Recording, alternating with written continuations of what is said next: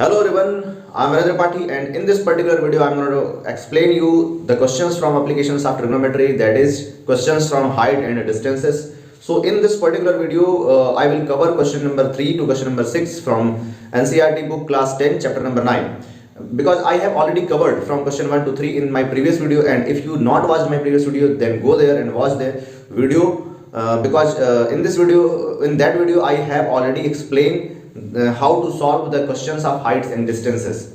So let's begin today's lecture. The first question, that means question number 4. Question number 4 is that the angle of elevation of the top of a tower from a point on the ground which is 30 meter away from the foot of the tower is 30 degree. Find the height of tower. So angle of elevation of a top of a tower from a point on the ground, कह रहा है कि एक tower है और इस tower के top का एंगल ऑफ एलिवेशन ग्राउंड के एक पॉइंट से 30 डिग्री बन रहा है. ठीक है. So if you join, this is a ground and this angle is 30 degree.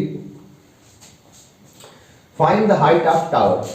So suppose AB is a tower and C is a point on the ground, then from point C the angle of elevation of point A is 30 degree, because if you see above the point then the angle formed by this line is angle of elevation, and if you watch below then the angle of depression form.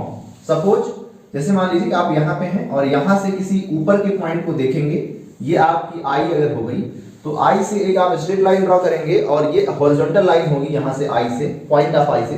और अगर आप इस point of I से ऊपर के किसी भी object को देखते हैं तो ये जो एंगल यहाँ पे फॉर्म होता है इसी को हम एंगल ऑफ एलिवेशन बोलते हैं. अगर आप इस हॉरिजॉन्टल लाइन से नीचे किसी ऑब्जेक्ट को देखते हैं तो जो एंगल फॉर्म होगा उसको हम एंगल ऑफ डिप्रेशन बोलते हैं. ठीक है. एंगल ऑफ डिप्रेशन बोलने का मतलब ये हो जाता है कि आप उस I के पॉइंट से नीचे के किसी ऑब्जेक्ट को देख रहे हैं, और अगर आप को एंगल ऑफ एलिवेशन बोला जाता है, इट मींस कि आप उस I के हॉरिजॉन्टल लाइन से अबव किसी ऑब्जेक्ट को देख रहे हैं. सो यहां से यही चीज कहा जा रहा है कि ग्राउंड के पॉइंट से टावर के टॉप का, अब टावर का टॉप क्या है, ग्राउंड से ऊपर है. इट मींस कि आप इस हॉरिजॉन्टल लाइन से ऊपर किसी ऑब्जेक्ट को देख रहे हैं, तो ये जो एंगल ऑफ एलिवेशन बन रहा है उसकी वैल्यू कितनी है, 30 डिग्री है. सो हमने ऑलरेडी डिस्कस किया है कि आपको तीन चीजें ज्यादा यूज करने को मिलेंगी. Sine theta which is equals to perpendicular over hypotenuse, cos theta which is equals to base over hypotenuse, and tan theta which is equals to perpendicular over base. So आपको और क्या गिवन है कि इस point से, ground पे जो point है जहां से टावर के टॉप का एंगल ऑफ एलिवेशन 30 डिग्री बन रहा है, उस पॉइंट की डिस्टेंस टावर के फुट से कितनी है ये गिवन है क्वेश्चन में. And what is the distance? Distance is 30 meter. This distance is 30 meter. So आप देखिए बेस का डिस्टेंस गिवन है, और मैंने पहले ही वीडियो में डिस्कस कर लिया है कि जो ये एंगल है इसका जो अपोजिट साइड है उसको हम परपेंडिकुलर साइड बोलते हैं. इसको हम परपेंडिकुलर साइड बोलते हैं. सो क्या होगा, इन दोनों के बीच में कौन रिलेशन एस्टेब्लिश करता है? tan रेशियो, है ना. यानी कि हम कौन सा ट्रिग्नोमेट्रिक रेशियो यहाँ पे अप्लाई करेंगे? tan theta. सो आप क्या करेंगे यहाँ पे? tan थीटा अप्लाई करेंगे. And triangle ABC tan C will be equals to क्या हो जाएगा? Perpendicular over base, right. तो परपेंडिकुलर आपका क्या है? tan 30 will be perpendicular is opposite to the side of angle, so it is AB over BC. Tan 30 is 1 by root 3. AB is need to find out, and BC is 30 meter. So when you transpose this 30, then it will be 30 over root 3 is equals to AB, length of AB. Now you can rationalize it. So AB will be equals to 30 over root 3, and you will rationalize it. So it will become 30 root 3 over 3, and it is equal to 10 root 3. So you can also put the value of root 3, because value of root 3 is 1.732. So it becomes 17.32 meter. So now this question has been solved. So this was question number 4. ये question number 4 था। इसमें कहा था कि एक tower है और tower के टॉप मोस्ट पॉइंट का, टावर के शिखर बिंदु का जो एंगल ऑफ एलिवेशन है उन्नयन कोण है जमीन के किसी बिंदु से, है ना, पॉइंट ऑफ ग्राउंड से 30 डिग्री बन रहा है। तो आपको उस टावर की हाइट बतानी थी, जबकि उस पॉइंट की डिस्टेंस टावर के फुट से 30 मीटर गिवन थी। तो आप यहाँ पे ये देख पा रहे हैं कि बेस और परपेंडिकुलर के बीच में रिलेशन बन रहा है, जिससे आपका आंसर आएगा। तो यहाँ पे आप tan रेशियो का इस्तेमाल करेंगे और इससे आपका आंसर भी आ जाएगा। आई होप ये आप समझ गए होंगे। चलिए बढ़ते हैं नेक्स्ट क्वेश्चन की तरफ।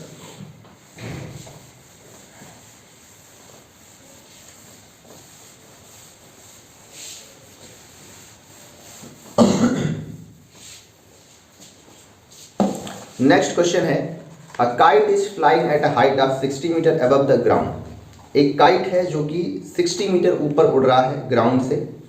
The string is attached to the kite is temporarily tied to the point on a ground. It means कि देखिए एक काइट उड़ रही है, आप इसको काइट बना भी सकते हैं इस तरह से, ठीक है, और ये एक स्ट्रिंग से अटैच है, इट मीन्स एक धागे से अटैच है, और ये धागा जो है ग्राउंड के एक पॉइंट से फिक्स किया गया है।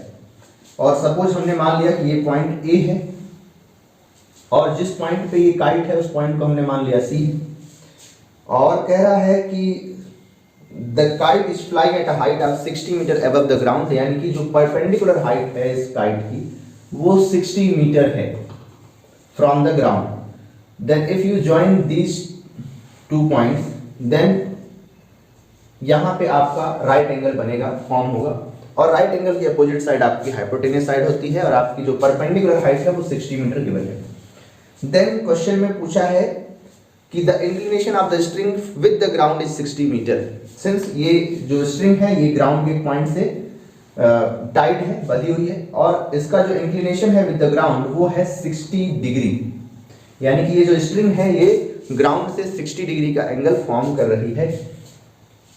तो क्या कह रहा है क्वेश्चन में कि find the length of string assuming no slack in the string, यानी कि स्ट्रिंग में कोई भी ढीलापन नहीं है, कोई स्लैग नहीं है, तो आपको लेंथ बतानी है इस स्ट्रिंग की। सो आपके पास यहाँ पे परपेंडिकुलर गिवन है, ये एंगल गिवन है, और आपको ये लेंथ निकालनी है। तो ये बताइए कि अगर आप 60 डिग्री के अपोजिट साइड देखें, यानी कि थीटा, आपको जो थीटा गिवन है उसका अपोजिट साइड आपको पता है, उसके अपोजिट साइड की लेंथ, और अगर आप उसको इससे रिलेट कर दें, यानी कि आपको देखिए 3 में से 2 वैल्यू चाहिए होती हैं, एक थीटा की वैल्यू और परपेंडिकुलर हाइट, इन दोनों में से कोई एक वैल्यू हो, या फिर आपके पास थीटा हो, बेस और हाइट में से कोई एक हो, मतलब इन तीनों में से 2 वैल्यूज अगर आपके पास हैं तो तीसरी वैल्यू आप फाइंड आउट कर सकते हैं।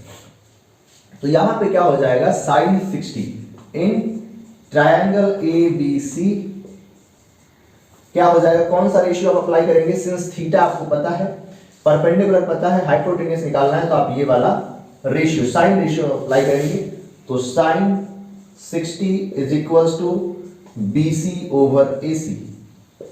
BC ओवर AC क्यों, 60 के अपोजिट साइड आपकी परपेंडिकुलर, ठीक है, ये मैं बार बार वीडियो में बताते जा रहा हूं। 60 डिग्री की वैल्यू √3/2, BC की वैल्यू 60 और AC की वैल्यू फाइंड आउट करनी है। So cross multiply it, AC √3 will be equals to 120.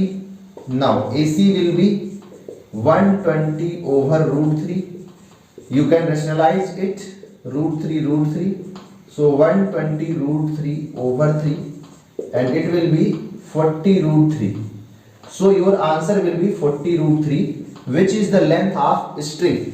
So जिस धागे से आपकी पतंग बंधी हुई है उस धागे की लेंथ है 40 √3. So हमने बिना मेजर किए just by the help of trigonometric ratio हमने इसकी लेंथ फाइंड आउट कर ली। So it is a magical way.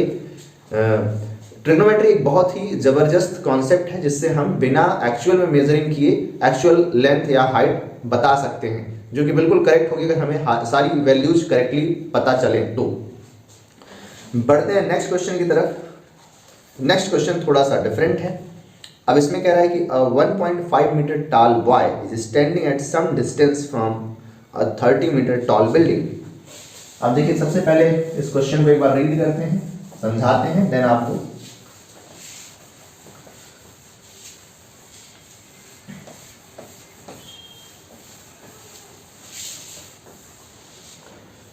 Question में है 1.5 metre tall boy standing at some distance from a 30 metre tall building. तो देखिए दो इन्फॉर्मेशन गिवन है कि 30 मीटर टॉल बिल्डिंग, तो आपने 30 मीटर की टॉल बिल्डिंग बना ली, और एक बॉय है standing some distance in front of a building, तो कुछ दूर पे खड़ा है बिल्डिंग के, और उस बॉय की जो हाइट है, उस बॉय की हाइट है आपकी 1.5 मीटर।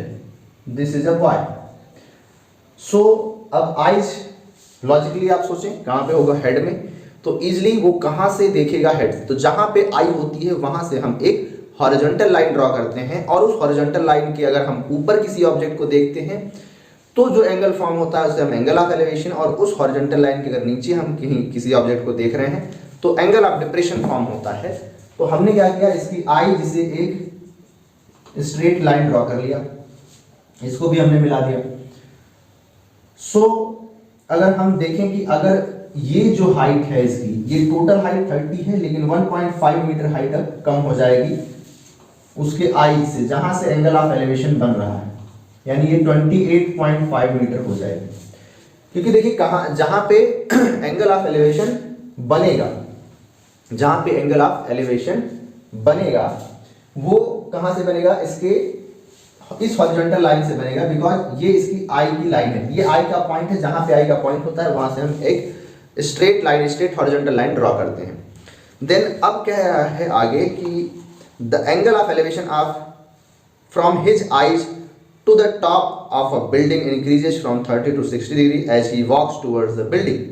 अब देखिए जब आप पास जाएंगे तो ऑब्वियस सी बात है जो एंगल ऑफ एलिवेशन है वो ज़्यादा बनेगा, बिकॉज आप दूर हैं, डिस्टेंस पे हैं, तो आपको ज़्यादा अपनी आइज को ऊपर नहीं करना पड़ेगा, अपने हेड को ज़्यादा ऊपर नहीं करना पड़ेगा किसी ऑब्जेक्ट को देखने के लिए। लेकिन जैसे जैसे आप किसी ऑब्जेक्ट के पास जाते हैं, चले जाते हैं, तो आपको अपने आइज को ज़्यादा ऊपर उठा के देखना पड़ता है। आप ऐसा किसी बिल्डिंग के बारे में सोच के इमेजिन कर सकते हैं कि किसी बिल्डिंग के छत को जब आप दूर से देखते हैं तो ज़्यादा आपको अपने हेड को ऊपर नहीं करना पड़ता, जबकि आप बिल्डिंग के पास पहुँच जाते हैं तब उसके छत को देखते हैं, उसके रूफ को देखते हैं, तो आपको अपने आइज को या अपने हेड को ज़्यादा मूव करना पड़ता है, यानी कि वहाँ पे एंगल ऑफ एलिवेशन ज़्यादा बनेगा उसके टॉप मोस्ट पॉइंट को देखने के लिए, और दूर रहेंगे तो कम बनेगा।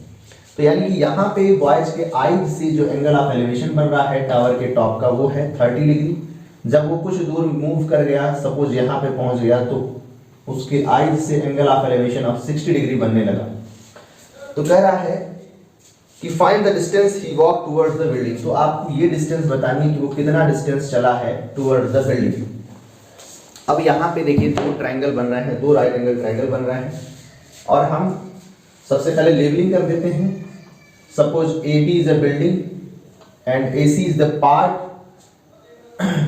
And this is D and E. So in triangle ACD is tan 60 will be equals to AC over CD। देखिए tan 60 क्या हो जाएगा, AC over CD हो जाएगा। हमें एक्चुअल में ये डिस्टेंस बतानी है ED की डिस्टेंस, ठीक है। ED ही वो डिस्टेंस है जितना वो चला है बॉय, है ना, टुवर्ड्स द बिल्डिंग। ED कैसे निकलेगा, EC माइनस CD से। तो आपको दोनों ही केस में देखिए यहाँ पे ये जो हाइट है यहाँ से यहाँ तक 28.5 मीटर है, ये लेंथ मालूम है और ये थीटा मालूम है और ये बेस निकालना है। तो कौन सा रेशियो लगेगा, tan का रेशियो लगेगा यहाँ पे।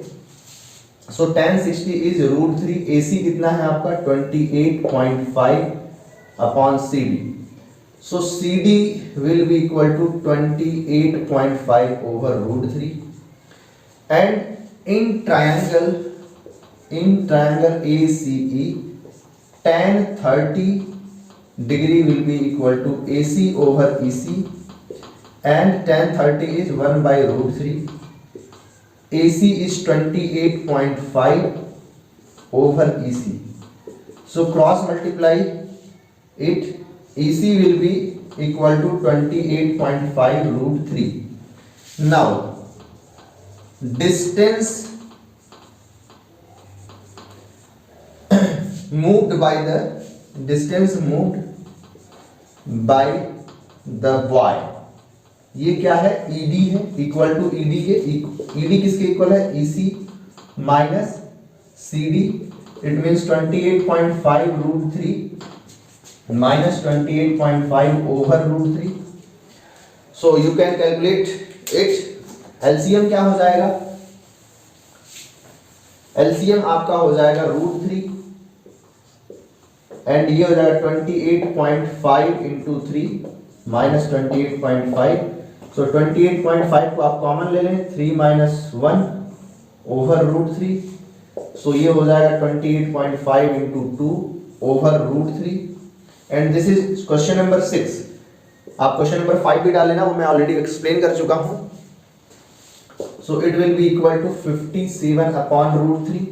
√3 से आप रैशनलाइजेशन करेंगे तो 57 √3 over 3 and it will be equal to 3 से कैंसिल होगा 19 √3 और यही आपका आंसर हो जाएगा।